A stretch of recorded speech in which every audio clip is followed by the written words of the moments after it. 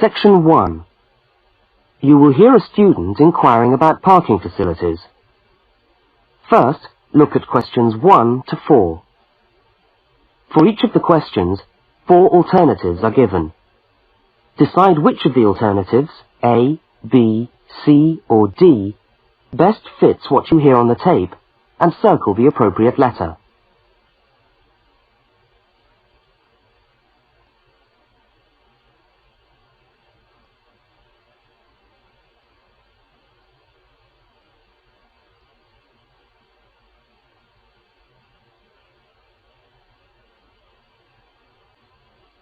You will see that there is an example which has been done for you.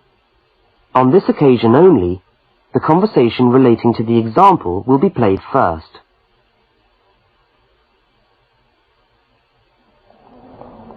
How do you come to the university each day?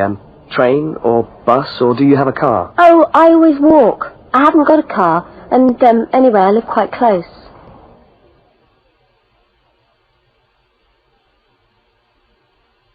The woman says she always walks, so C has been circled. Now we shall begin. You should answer the questions as you listen, because you will not hear the recording a second time. Now listen carefully to the first conversation, and answer questions 1 to 4. How do you come to the university each day? Train or bus, or do you have a car? Oh, I always walk. I haven't got a car, and anyway, I live quite close. Do you know anything about parking rights on the campus? I was wondering whether students are allowed to park their cars on campus or not. Yes. I think it's possible for postgraduate students, but not for undergraduate students. That doesn't seem very fair. No, I suppose not. But simply isn't enough room on the campus for everyone to park. Do you need a parking permit? Yeah, I believe you do. Where do I get that from? I think you can get a parking sticker from the administration office. Where's that? It's in the building called Block G, right next to Block E. Block G? Yeah. Oh, right. And what happens to you if you don't buy a sticker? Do they clamp your wheels or give you a fine? No, I think they tow your car away. Oh, really? Yeah. And then they fine you as well, because you have to pay to get the car back. I'd better get the sticker then. Yeah. Where exactly is the administration office again? I'm new to this university and I'm still trying to find my way around. Right. You go along Library Road, past the tennis courts on your left and the swimming pool on your right. Yeah. And the administration office is opposite the car park on the left. You can't miss it. So it's up Library Road, past the swimming pool, opposite the car park. Right, I'll go straight over there. Bye, and thanks for the help.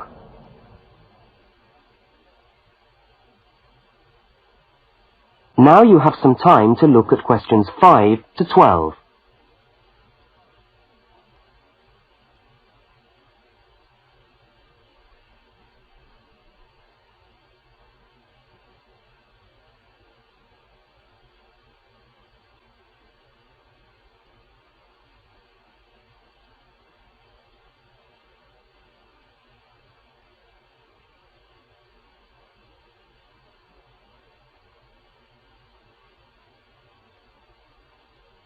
As you listen to the next conversation, complete the application form in the spaces numbered 5 to 10 and answer the questions numbers 11 to 12.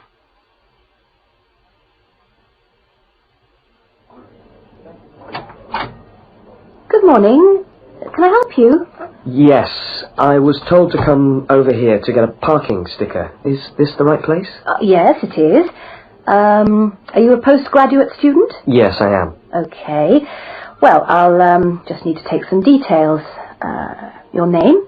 Richard Lee. That's spelt L-E-E. Richard Lee. And the address?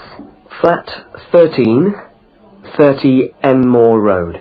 How do you spell Enmore? E-N-M-O-R-E. And that's in the suburb of Newport. And N-E-W-P-O-R-T. Faculty? I beg your pardon? Which faculty are you in? Oh, Architecture, the Faculty of Architecture. Right. And the registration number of your car? Let me see. LXJ50... Oh, no, sorry. I always get that wrong. It's LJX058K. LJX508K? No, 058K. Ah. And what make is the car? It's a Ford. A Ford. Fine. Well, I'll just get you to sign here, and when you've paid the cashier, I'll be able to issue you with a sticker. All right. Where do I pay? Just across the corridor in the cashier's office. Oh, but it's 12:30 now, and they close at 12:15 for lunch. But they open again at 2:15 until 4:30. Oh, they're not open till 2:15. No. When you get your sticker, you must attach it to the front windscreen of your car. I'm afraid it's not valid if you don't have it stuck on the window. Right, I see. Thanks very much. I'll just wait here then.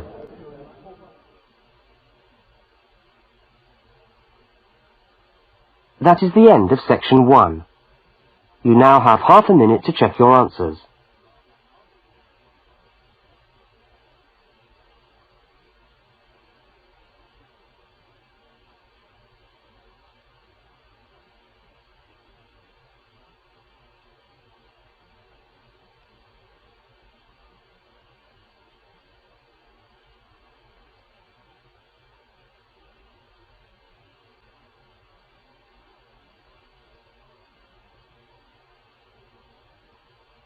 Now turn to section 2.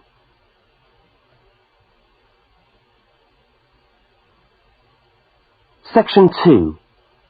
You will hear a talk given by a guide showing a group of people round a museum. First, you have some time to look at questions 13 to 18.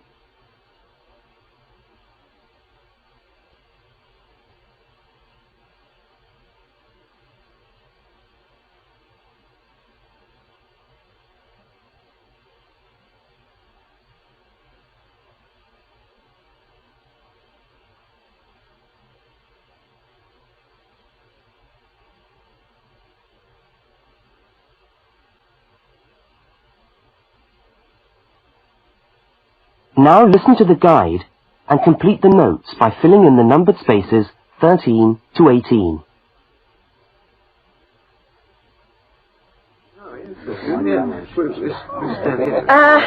Good morning, everyone, and welcome to the Maritime Museum. Now, before we commence our tour, I'd just like to tell you a little bit about the history of the museum. As you can see, it's a very modern building, built in the postmodern style, and it was in fact opened by the Prime Minister of Australia in November 1991. It's been designed with a nautical flavour in mind, to remind us of our links with the sea. But the museum isn't only housed in this building. There are a number of historic ships docked outside in the harbour which form part of the museum, and which you are also free to visit. And we'll be coming to them shortly. I'd just like to point out one or two things of general interest while we're here. Handicapped toilets are located on this floor, and the door shows a wheelchair. The cloakroom, where you can hang your coat or leave your bags, is just behind us here. The education centre is on the top floor, and there's a good little library in there which you might like to use. Follow the signs to the education centre. You'll see a lot of little green arrows on the wall. The green arrows will take you there. The information desk, marked with the small letter I on your plan, is located right here in the foyer. So, if you get separated from your friends, I suggest you make your way back to the information desk, because we'll be returning to this spot at the end of the tour. All right? Now, if you look out this window, you should be able to see where the museum's ships are docked. If you want to go on a tour of the old ship, the Vampire, she's docked over there, and you should meet outside on the quay. However, a word of warning, I don't recommend it for the grandmas and grandpas, because there are lots of stairs to climb. Right now, let's move on. Oh, I almost forgot to give you the times for that tour. Now, tours of the vampire run on the hour, every hour, all right? Now look at questions 19 to 23.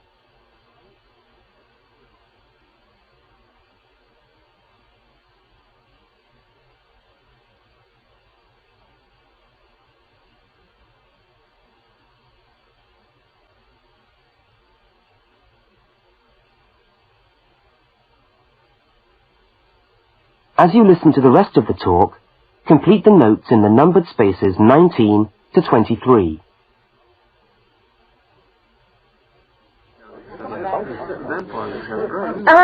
Let's take a walk around the museum now. The first room we're coming to is the theatre. This room is used to screen videos of special interest, and we also use it for lectures. There's a continuous video showing today about the voyages of Captain Cook, so come back here later on if you want to learn more about Captain Cook. Now, we're moving along the gallery known as the Leisure Gallery.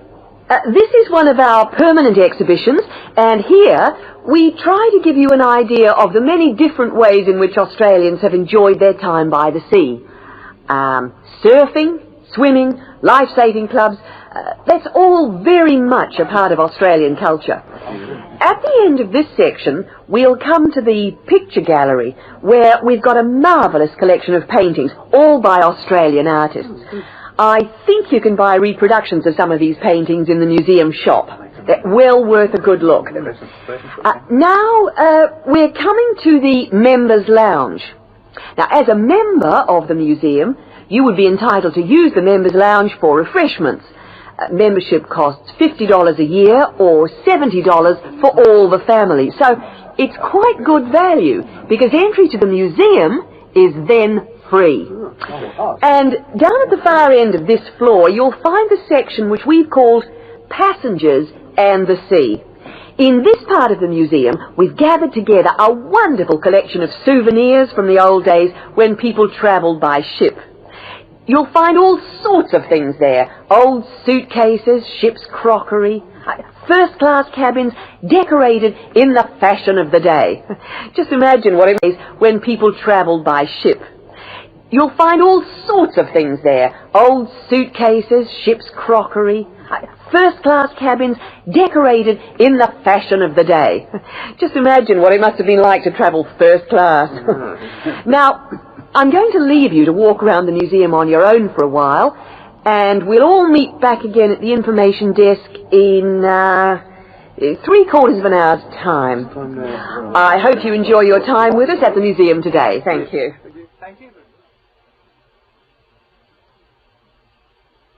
That is the end of section 2. You now have half a minute to check your answers.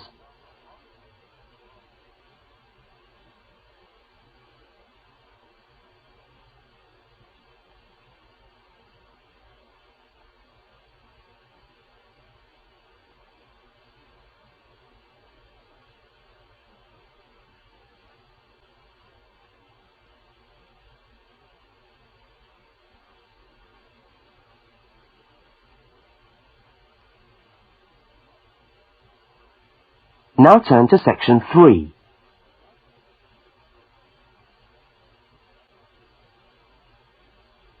Section 3. In this section, you will hear a university student, Mark, talking to a tutor and another student about a topic he has studied. Now look at questions 24 to 32.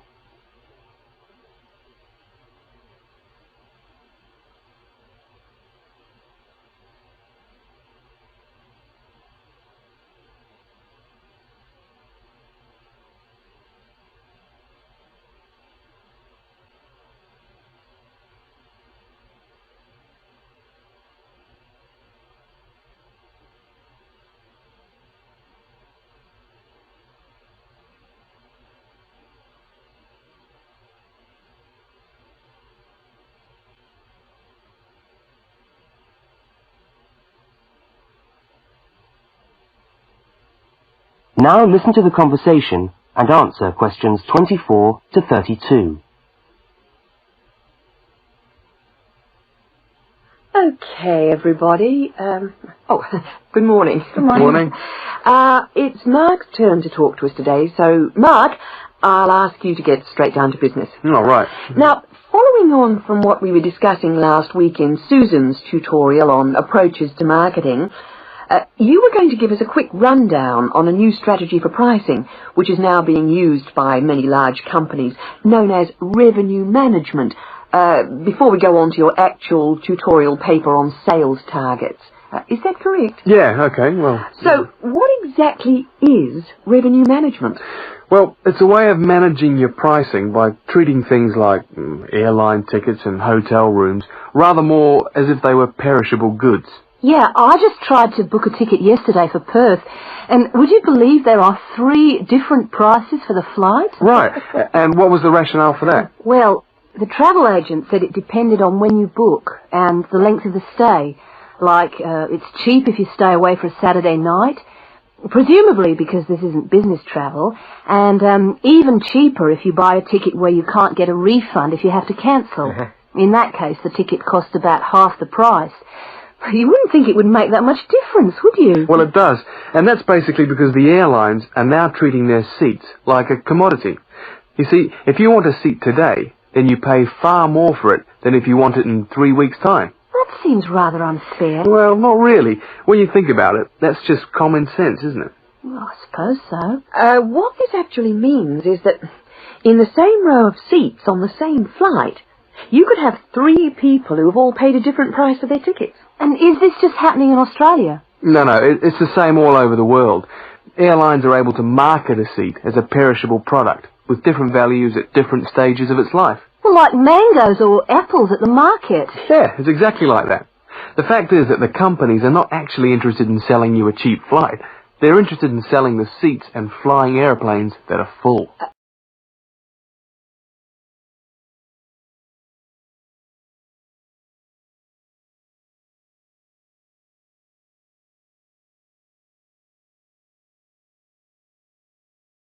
Mark, why do you think revenue management has come about?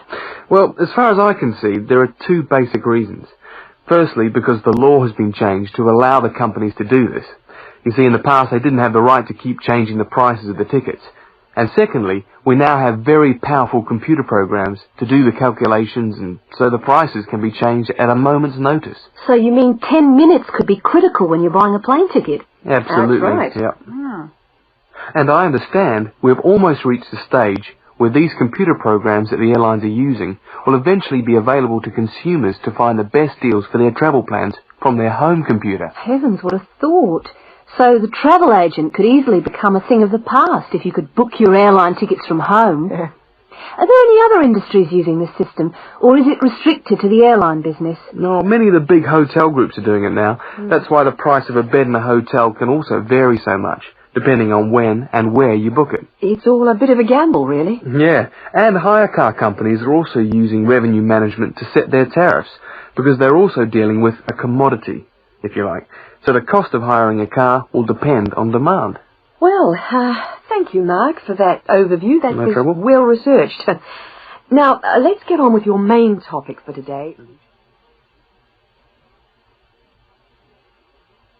That is the end of section 3.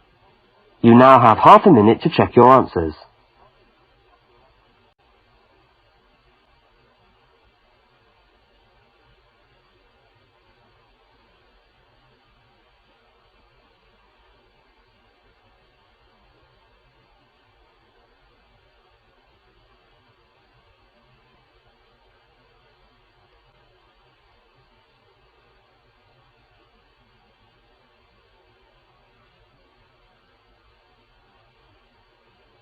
Now turn to section 4.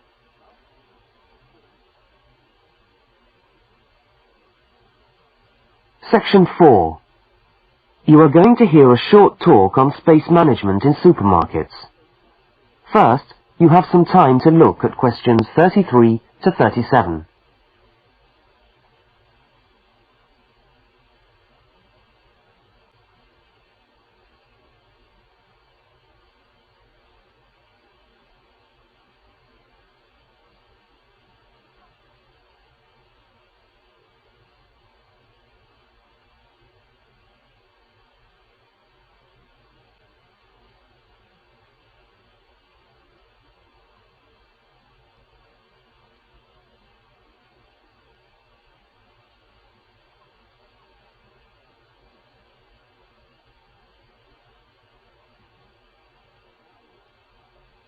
Now listen to the first part of the talk and complete the table by filling in the numbered spaces 33 to 37.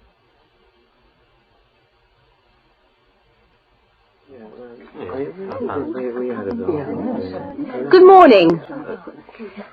Welcome to this talk on space management.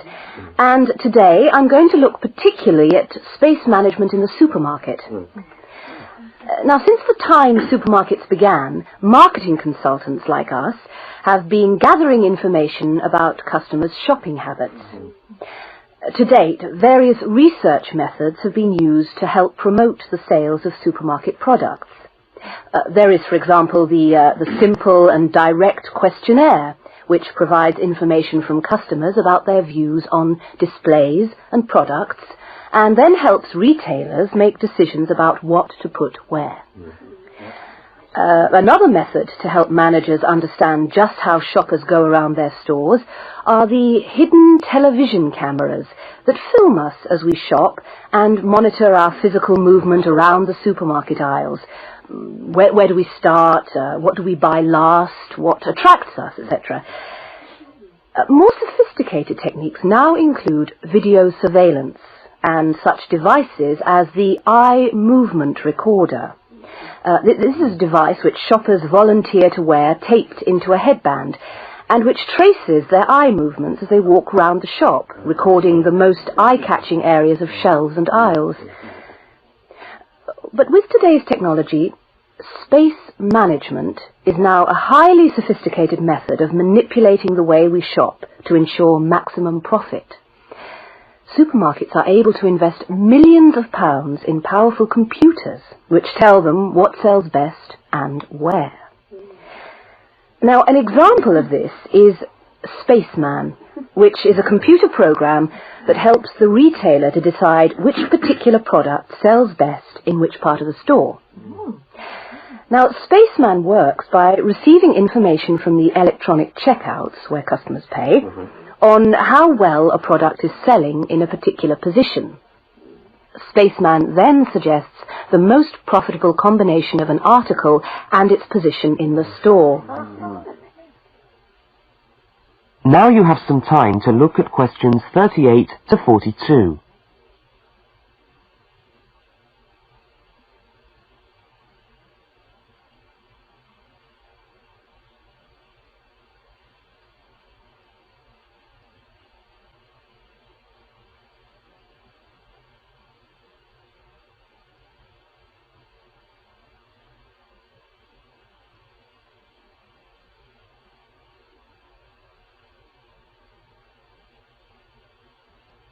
As you listen to the rest of the talk, label the diagram by filling in the numbered spaces 38 to 42.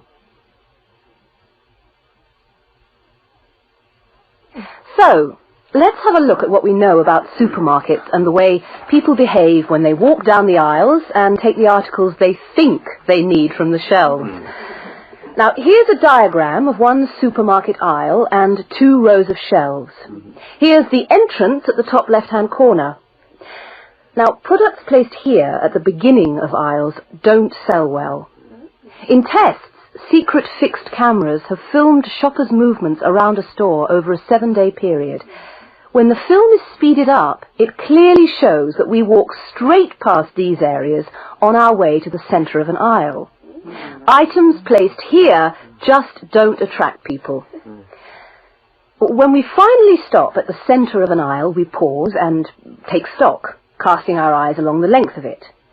Now, products displayed here sell well and do even better if they're placed at eye level so that the customer's eyes hit upon them instantly. Products here are snapped up, and manufacturers pay a lot for these shelf areas, which are known in the trade as hotspots. Naturally, everyone wants their products to be in a hotspot. But the prime positions in the store are the ends of the aisles, otherwise known as gondola ends. Now, these stand out and grab our attention. For this reason, many new products are launched in these positions, and manufacturers are charged widely varying prices for this privileged spot. Also, the end of an aisle may be used for promoting special offers, which are frequently found waiting for us as we turn the corner of an aisle. Well, now, eventually, of course, we have to pay. Any spot where a supermarket can be sure we are going to stand still and concentrate for more than a few seconds is good for sales. That's why the shelves at the checkout have long been a favourite for manufacturers of chocolates. Perhaps the most surefire impulse food of all.